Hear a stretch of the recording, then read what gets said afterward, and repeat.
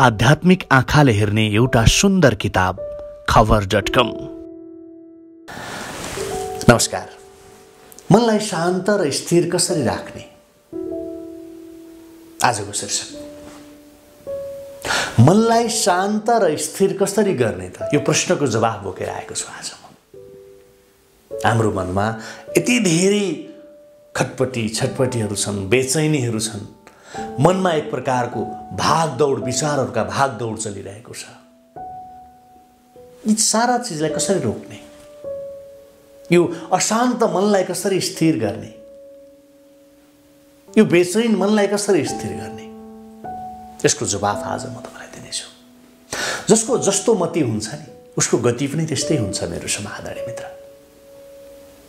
हामी सबै गर्न सक्छौं जुन हामीले गर्न चाहन्छौं, यदि हाम्रो मन हाम्रो नियन्त्रणमा छ भने। मन मान्छेको शरीरको त्यो हिस्सा हो मेरो समाधानी मित्र, जुन देखिँदैन तर एकदमै शक्तिशाली हुन्छ, एकदमै बलशाली हुन्छ। भगवान श्री कृष्णले भन्नुभएको छ, यदि मन तिम्रो स्वामी हो र तिम्रो मन अथवा तिमी मनको अधीनमा छौ भने त्यसले तिमीलाई मायाको बन्धनमा सुरक्षित राख्नेछ। के को बन्धनमा? मायाको बन्धनमा सुरक्षित राख्नेछ। र जब तिमीले मनमा कामुकता पाल्दछौ र त्यसको स्वामी बन्छौ भने त्यही मनले तिमीलाई ठिक मोड्छ र ढोकासम्म लैजान्छ। तर मनलाई दास बनाउन त्यति सजिलो कहाँ छ र? मन त बाँदर जस्तै उफ्रिन्छ, कहिले यता कहिले उता। यसले त्यही काम गर्छ जुन नगर्ने आदेश दिएको हुन्छ मनले। यसलाई म प्रश्न बुझ्ने गरी एउटा सानो उदाहरण तपाईँ समक्ष प्रस्तुत गर्छु। एउटा धोबी थियो। धोबी भनेको लुगा धुने काम गर्ने मान्छे। लुगा धोएर आफ्नो परिवार पाल्ने अथवा आफ्नो जोहो गर्ने पेसाले धोबी मान्छे। एउटा धोबी थियो। त्यो धोबीसँग एउटा गधा थियो, एउटा बाँदर थियो र एउटा बाख्रो थियो। उसँग तीनवटा जीव थिए, जनावर, गधा, बाँदर र एउटा बाख्रो। र दैनिक धोबीले घोडालाई कपडा बोकाएर खोलामा लैजान्थ्यो। खोलामा कपडा धुनु पर्यो, मैला कपडाहरू उसले घोडालाई बोकाएर खोलामा लैजान्थ्यो। बाँदर र बाख्रालाई चाहिँ घरमै छोडिदिन्थ्यो। जब धोबी कपडा धुन जान्थ्यो अथवा गधालाई लिएर खोलातिर जान्थ्यो, तब बाँदरले आफूलाई बाँधेको डोरी फुकाउँथ्यो र ऊ उफ्रिन थाल्थ्यो। अनि घरमा भएका सरसामान घरि यता फ्याँक्थ्यो, घरि उता फ्याँक्थ्यो। घरमा जे खानेकुरा हुन्थ्यो त्यो पनि खाइदिन्थ्यो।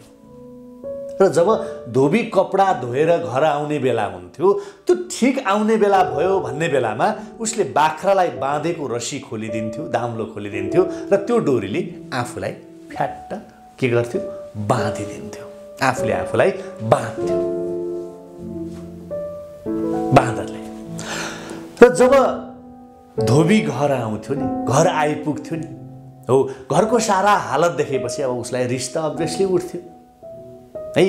त्यो हालत देखेर बाख्रालाई उसले ड्याम ड्याम कोद्ध्यो, पिड्थ्यो।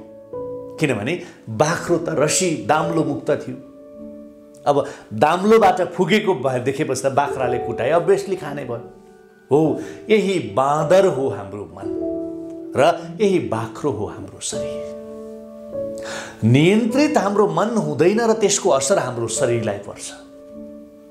अब प्रश्न यो आउन सक्छ कि मेरो समाधानी मित्र, यो बाँदर यानी कि हाम्रो मन जुन उफ्रिरहन्छ, दौडिरहन्छ, यसलाई कसरी कन्ट्रोल गर्ने त? म यस विषयमा बताउँछु। अब ध्यान दिनुहोस् तपाईले। कसरी रोकौं ती विचारलाई जसले लगातार हाम्रो मनलाई भड्काइरहन्छ? हाम्रो मनमा एक दिनमा 60,000 देखि 80,000 सम्म विचारहरूले परेड खेल्ने गर्छ। एक दिनमा 60 देखि 80,000 सम्म विचारहरू हाम्रो मनमा आउँछन् दिनमा। र यदि हामीले साँच्चीकै ध्यान दिने हो भने यी विचारहरूमध्ये धेरै विचार नकारात्मक र बेकारका हुने गर्छन्। लगभग 90% विचारहरू ती नकारात्मक नै हुन्छन्, ती काम नलाग्ने, खराब नै हुन्छन्। यसलाई कसरी रोक्ने? के यी नकारात्मक विचारलाई रोक्न सकिन्छ त? यदि सामान्य तरिकाले जवाफ दिने हो भने यी विचार हामीले मन र मस्तिष्कबाट रोक्न सक्दैनौँ। मनमा आउँछ त मैले के गरौँ? मेरो मनमा यस्तै कुरा खेल्छ त म के गरौँ? सामान्य तरिकाले सोच्दा त हाम्रो जवाफ यही आउँछ नि, किनकि मनमा विचार आउनु स्वाभाविक मानिन्छ। जसरी शरीरमा रगत दौडन्छ त्यसै गरी मनमा विचार आउँछ, यो त सामान्य कुरा हो।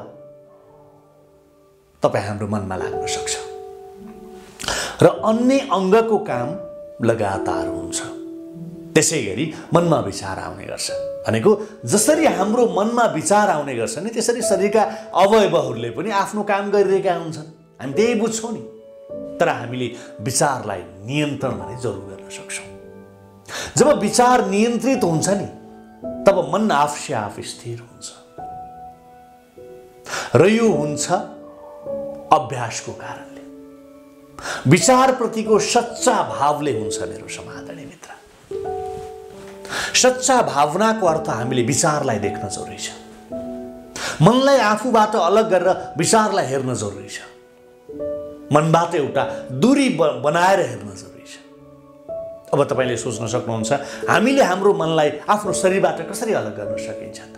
तपाईको मनमा यो प्रश्न जाग्न सक्छ कि हाम्रो मनलाई आफ्नो शरीरबाट कसरी अलग गर्न सकिन्छ त भनेर। आखिर मन भनेको पनि हामी नै त हो नि, हैन र? भगवान श्री कृष्णले गीतामा भन्नुभएको छ हाम्रो शरीर एउटा रथ जस्तै हो र हाम्रो इन्द्रिय त्यो रथका घोडा जस्तै हुन् र त्यो रथको सारथी हो हाम्रो मन र त्यो रथको स्वामी भनेको हामी हौ, यानी हाम्रो आत्मा। यो सन्दर्भ भगवान श्री कृष्णले बताउनु भएको सन्दर्भ है, निकै यसमा गहिरो कुरो छ। अर्थात् हाम्रो मन अलग अलग छ। हामी र हाम्रो मन अलग अलग छ। साँच्चै आफ्नो मनबाट हामीले जति बेला पनि दूरी बनाउन सक्छौँ र यसलाई नियन्त्रण गर्न सक्छौँ। हामीले हाम्रो विचारबाट दूरी बनाउनु जरुरी हुन्छ। हामीले विचारलाई हेर्नुपर्छ। आफ्नो विचारलाई अरूको सम्झेर हेर्न जरुरी हुन्छ। हाम्रो मनमा विचार आयो, यही विचार अरू कोही मान्छेमा लगेर सारेर हेर्नुहोस् र आफूले निर्णायक भूमिका खेल्नुहोस्। यसो गर्नाले अथवा यति गर्नाले पनि बिस्तारै बिस्तारै तपाईको विचार गायब हुन थाल्छ। अब तपाईलाई जान्न मन लाग्न सक्छ विचार किन गायब हुन थाले? जस्तो मनको स्वभाव मनको विचारलाई बिर्सन दिनु हो भने, विसर्न दिनु हो भने, यस्तै विचारका पनि स्वभाव हुन्छ। जब हामीले हेर्न थाल्छौँ तब गायब हुन थाल्छ। हामीले केही गर्नु पर्दैन, बस हेर्न जरुरी हुन्छ। कसरी हेर्न जरुरी हुन्छ? अरूमा सारेर हेर्न जरुरी हुन्छ। अरूमा विचरण गरिदिनुस्। हामी आफूमा आएको विचारलाई अरूमा विचरण गर्ने, अरूमा सारिदिने के, अरूमा प्रभाव गरिदिने। मान्नुस् मेरो मनमा एउटा कुरा आयो, अब यो कुरा सही हो कि गलत हो भनेर कसरी परीक्षा लिने त भनेपछि यो विचारलाई मैले तपाईको एकछिनका लागि तपाईमा त्यो विचार सारे, सम्झिए मैले र त्यो तपाईमा सारेर विचरण भइसकेपछि मैले अब यहाँबाट बसेर जज गरेँ अनि लाग्छ सही हो कि गलत हो। हामीले केही गर्न पर्दैन, बस हेर्न जरुरी हुन्छ। दैनिक यसको अभ्यास गर्नुपर्छ फेरि र बिस्तारै बिस्तारै बिस्तारै यसरी तपाईले अभ्यास गर्दै जानुभयो। हरेक विचारलाई अरूमा सारेर अनि तपाईले जज गर्न थाल्नुभयो भने त्यो नियन्त्रित पनि हुँदै जान्छ र शान्त हुन पनि थाल्छ। जसरी कसैको घरमा अथवा कुनै घरमा राति पनि उज्यालो छ भने त्यो घरमा चोर आउने हिम्मत हुँदैन, चोरले त्यो घरमा चोर्ने हिम्मत गर्दैन। त्यसैगरी जुन व्यक्ति भित्रैबाट सचेत छ, भित्रैबाट जागेको छ, भित्रैबाट साक्षी छ, उसको मनको ढोकामा विचारका अथवा बेकारका विचारहरू, विकार वस्तुको प्रवेश बन्द हुने गर्छ र फेरि मन बिस्तारै बिस्तारै शान्त हुन थाल्छ र स्थिर हुन थाल्छ। यति हो मेरो समाधान मित्र।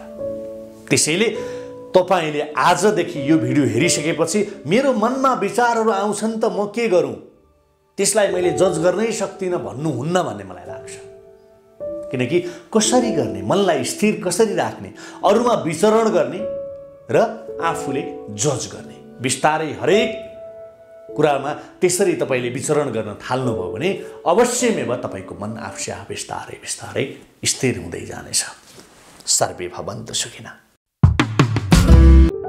आध्यात्मिक आँखाले हेर्ने एउटा सुन्दर किताब खबर.com।